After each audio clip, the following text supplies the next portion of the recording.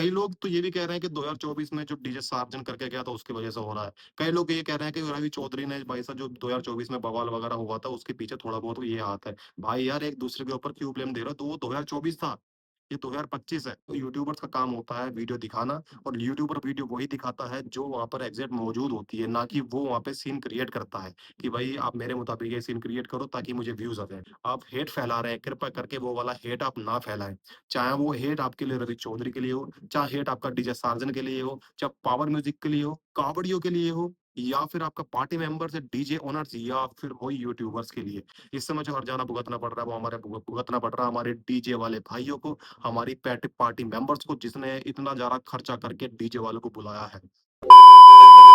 रोम रोम बालको प्रधान जी, आपका स्वागत करते हैं। पर भाई साहब मूड बहुत ज़्यादा खराब हो रहा है इस समय, तो स्वागत काय का ही होएगा और किस लिए होएगा।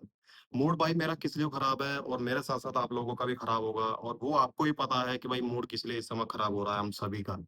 भाई साहब 1 साल, पूरा 1 साल इंतज़ार किया था हमने इस पल के लिए कि भाई साहब ये पल आएगा और हम डीजे बजते देखेंगे, या फिर भोले बाबा की काँवड़ यात्रा के अंदर सम्मिलित होंगे और साथ-साथ में एन्जॉय करेंगे इस पल को। पर हुआ इसका उल्ट ही, मतलब अभी तक जितना भी हमने फ़ील किया है सब कुछ उल्टा ही होता आ रहा है, ए टू जेड तरीके से। अभी तक एक भी चीज़ हमको यहाँ से नज़र नहीं आ रही है कि जो पूरा का पूरा हमारे समर्थन में हो। अब सबसे बड़ी खबर यहाँ पे ये सुनने को हमको मिल रही है कि भाई साहब डीजे जो बंद रहे थे मैंगलोर मंडी के अंदर, पुलिस प्रशासन ने वो वहाँ से भगा दिए हैं। कहने का तात्पर्य है कि सब कुछ अनलोड करवा के, जितना माल लगा रखा था सभी डीजों ने, सभी उतरवाने के बाद अंदर रखवाया गाड़ियों के अंदर, कहा जाइए आप यूपी बॉर्डर जाइए, आपको उत्तराखंड के अंदर या फिर उत्तराखंड राज्य के अंदर आपको डीजे चलाने की या डीजे बजाने की अनुमति हमारी तरफ से नहीं है। आपको जो करना है यूपी के अंदर जाके कीजिए। अब सुनने में ये आ रहा है कि यूपी के अंदर जो प्रोटोकॉल चल रहे हैं वो भी मिलते-जुलते हैं उत्तराखंड पुलिस के। इसमें देखना ये रहेगा कि क्या उत्तर प्रदेश के अंदर जाकर भी थोड़ा बहुत कोऑपरेट करेगी पुलिस प्रशासन, जो है डीजे ओनर या पार्टी मेंबर्स के साथ, या फिर पार्टी मेंबर्स और कोऑपरेट करते हैं पुलिस प्रशासन के साथ। अब इसके अंदर जो है ना बहुत सारी खबरें आ रही हैं कि भाई साहब इसकी गलती से हो गया, इसकी गलती से हो गया, इन लोगों ने ये इस टाइप से कर दिया, या फिर पहले से गाइडलाइन फॉलो नहीं करी, कइयों ने ये वीडियो बना दी, वो वीडियो बना दी। सभी एक दूसरे के ऊपर इस समय जो है दबा के ब्लेम छाप रहे हैं कि भैया इसकी गलती है, इसकी गलती है। कोई भी ये नहीं देख रहा, चलो ठीक है मैं मान ली कि भी चलो ठीक है यूट्यूबर की गलती एक तरफा, ठीक है। कहीं न कहीं गलती उन लोगों की भी है थोड़ी बहुत, कहीं न कहीं अगर देखा जाए तो। बट अगर दूसरी तरफ देखा जाए तो जब अगर डीजे निकलते एक बार सड़क पे, जो क्या तब पुलिस प्रशासन नहीं देखता? तब भी तो देखता ना। अभी जैसे ही मैंने मनोहर भाई की एक छोटी-सी वीडियो देखी, मनोहर राणा व्लॉग हमारे उत्तर प्रदेश के बहुत बड़े यूट्यूबर हैं डीजे व्लॉगिंग के अंदर। उन्होंने अपनी वीडियो के अंदर, मतलब उनकी मैंने हल्की झलक देखी, उन्होंने कहा कि भाई चलो लोगों न का ये सीधा नतीजा आ रहा है कि यूट्यूबर्स जितने भी है वो वीडियो बना रहे थे, इसलिए जो डीजे बैन या फिर डीजे उतरवा दिए गए। पर मैटर ये भी करता है कि उन्होंने साफ-साफ बोला कि भाई जब हम सड़क से वापस आ रहे थे गुजरते हुए, एक डीजे बंद कर आगे की तरफ जा भी रहा था, तो उसको पुलिस प्रशासन ने देखा और तुरंत रुकवाया और वहाँ से उतरवा दिया। उनका कहने का मतलब ये था कि ना वहाँ पे कोई यूट्यूबर था और ना ही वहाँ पे कोई लाइव चलाकर बैठा हुआ था, उसके बावजूद भी पुलिस प्रशासन ने उसका डीजे उतरवा दिया और आगे जाके कह दिया कि उत्तर प्रदेश की सीमा के अंदर जाओ और वहाँ जाके बाँधो। तो एक दूसरे के ऊपर इस समय ब्लेम डालना ये चीज़ गलत है। हाँ, कई लोगों की गलती है जो हमको एक्सेप्ट करनी चाहिए, माननी चाहिए। अब मैटर ये है कि जो लोग वहाँ पर गए हुए हैं, यूट्यूबर्स का काम होता है वीडियो दिखाना, और यूट्यूबर वीडियो वही दिखाता है जो वहाँ पर एग्ज़ैक्ट मौजूद होती है, ना कि वो वहाँ पे सीन क्रिएट करता है कि भाई आप मेरे मुताबिक ये सीन क्रिएट करो ताकि मुझे व्यूज़ आ जाएँ। क्योंकि उनका तो काम है वीडियो दिखाना। मैटर ये करता है, अगर आप जितने भी लोग हो यूट्यूबर्स की अगर गलती निकाल रहे हो, तो गलती कहीं न कहीं आप लोगों की भी है, मतलब डीजे ओनर्स की या फिर पार्टी मेंबर्स की भी है। जब एक बार गाइडलाइंस आ गई तो आप उस गाइडलाइंस के तहत काम क्यों नहीं कर रहे हैं? गाइडलाइंस के विरुद्ध क्यों जा रहे हैं? या अगर आपको गाइडलाइंस के विरुद्ध जाना है, तो क्यों नहीं पुलिस प्रशासन को बताकर आप जाएँ? ताकि आपका जो है ये वाली चीज़ होने से बच जाए। अब भी तो देखिए आपने एक गाइडलाइंस के विरुद्ध ये वाला काम किया, उसके बावजूद गाइडलाइंस के तहत पुलिस वहाँ पर पहुँची है मौके पर, और वहाँ से सारे के सारे डीजे जितने भी हैं उतरवा दिए हैं। मतलब कि जितना भी सेटअप रेंजर लगा रखा सभी उतरवा दिए, उसके बाद अब यूपी बॉर्डर की तरफ भेज दिए गए हैं। तो दोस्तों कई लोग तो ये भी कह रहे हैं कि 2024 में जो डीजे सार्जन करके गया था उसकी वजह से हो रहा है। कई लोग ये कह रहे हैं कि रवि चौधरी ने भाई साहब जो 2024 में बवाल वगैरह हुआ था उसके पीछे थोड़ा बहुत ये हाथ है। भाई यार एक दूसरे के ऊपर क्यों ब्लेम दे रहे हो? तो वो 2024 था, ये 2025 है। 2025 के अंदर अगर थोड़ा बहुत नियम कानून वगैरह चेंज हुए हैं, क्यों ना उसके तहत हम बात करें, या फिर उसके तहत जो भी आजकल माहौल चल रहा है उसके ऊपर हम टॉपिक के ऊपर बात करें, या फिर इसका समाधान निकाला जाए। एक दूसरे के ऊपर ब्लेम डालने से तो कुछ नहीं होगा, और इतना भी मैं बता दूं, बिना डीजे बजाए तो कोई कांवड़ यात्रा जाने की नहीं है।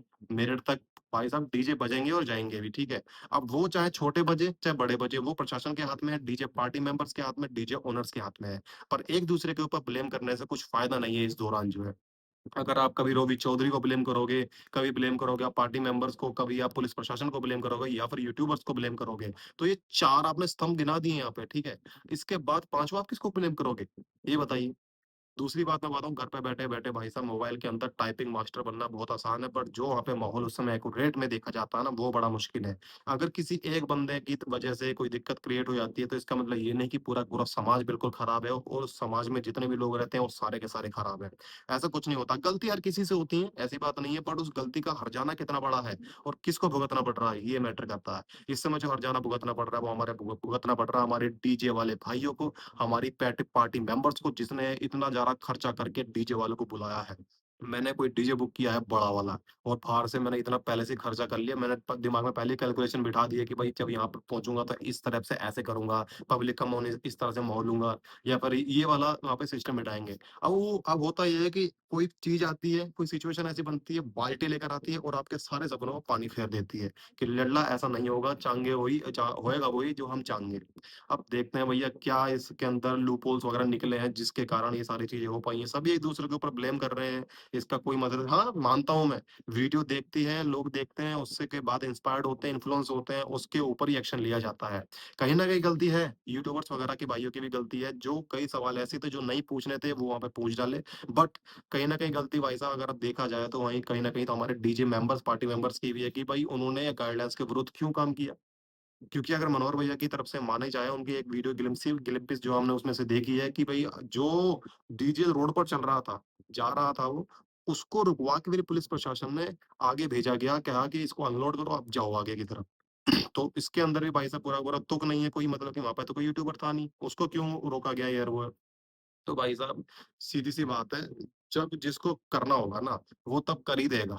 अब वो चाहे उस समय बहाना बन जाए या फिर सिचुएशन ऐसी बन जाए जो एक-दूसरे के ऊपर उँगली उठ जाए, अदरवाइज़ ऐसा कुछ नहीं होता है, ठीक है? अब आपने ये चीज़ तो सुनी होगी, जब भाई साहब अंधेरी रात में और बेगानी बारात में बचा कर नाचना चाहिए, ठीक है ना? कुछ पता नहीं होता थप्पड़ कहाँ से आ जाए, तो वो वाला सिस्टम बैठ गया है। अब माहौल ही इस तरह का बना कि सभी लोग वहाँ पे मौजूद थे, तो एक-दूसरे के ऊपर उँगली उठ रही है, ठीक है? जब लड़ाई वगैरह माहौल होता है ना, तो जिसका कोई दूर-दूर से लेना-देना भी नहीं होता, उसके भी 1-2 पड़ जाती हैं। वो भी सोचता है कि भाई साहब यार मैटर उन सभी का चल रहा है, मैं लपेटे में क्यों आ गया? ठीक है? तो ये वाला सिस्टम होता है, चाहे उसका थोड़ा बहुत योगदान हो या ना हो बिल्कुल भी। चाहे उसका योगदान ये हो कि वो खड़े होके देख रहा था बस।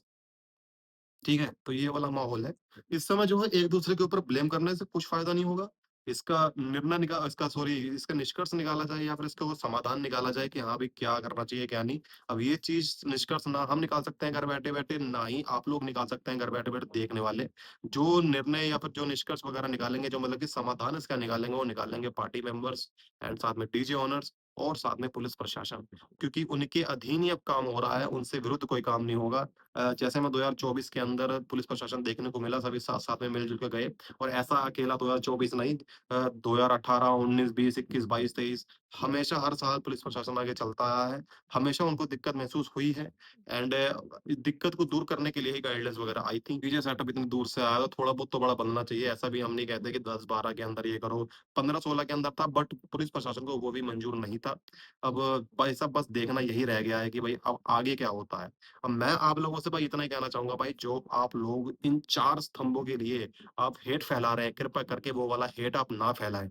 चाहे वो हेट आपके लिए रवि चौधरी के लिए हो, चाहे हेट आपका डीजे सार्जन के लिए हो, चाहे पावर म्यूज़िक के लिए हो, कावड़ियों के लिए हो या फिर आपका पार्टी मेंबर्स है, डीजे ओनर्स या फिर हो यूट्यूबर्स के लिए।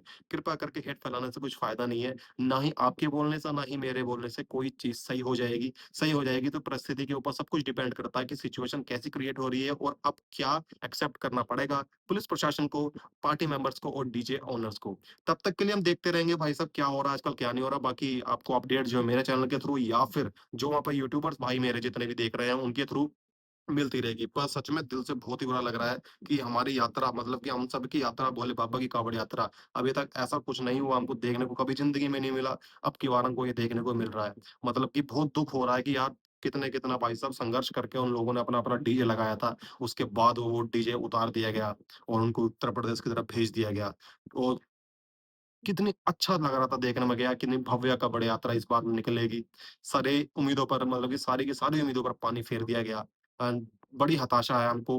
भाई साहब, हम तो बस ये कहेंगे सब कुछ सही हो जाए और कावड़ यात्रा फिर से एक बार धुआंधार तरीके से निकले, बिना किसी को कोई नुकसान पहुँचे।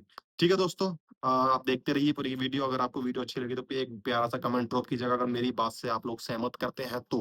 अदरवाइज़ आप भी दूसरों की तरह मेरे ऊपर हेट फैला सकते हैं। बाकी इतना मुझको पता है कि भाई साहब हमने कोई ऐसा हेट फैलाने का काम नहीं किया है, जो हमारे ऊपर हेट फैलाई जाए। चलिए दोस्तों, मिलते हैं एक नई वाली वीडियो में, नए अपडेट में, नए व्लॉग में। तब तक के लिए जय श्री राम दोस्तों।